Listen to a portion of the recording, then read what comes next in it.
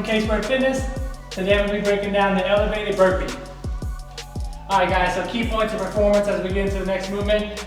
I got an elevated burpee because, in most cases, because you have a lack of mobility, and I want you to be able to get your feet flat. So if you're doing burpees that look like this, and you're not able to get your feet flat, or you're really bent over, that's when this comes into hand, because the higher up it allows you to get more mobility here. So on the burpee, very important for me to get your feet flat as you jump in.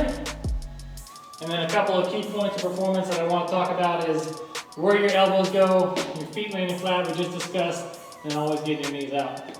So as I come down here, chest hits the deck, elbows stay in tight, and the feet land flat. Sometimes if strength is an issue for you, you might try to save yourself by doing something like this and not going all the way down. I want you to train full range of motion, and then I don't really care how you get up. So if you do something like this, and you got this big warm up, I'm okay with that because you get stronger on the down portion.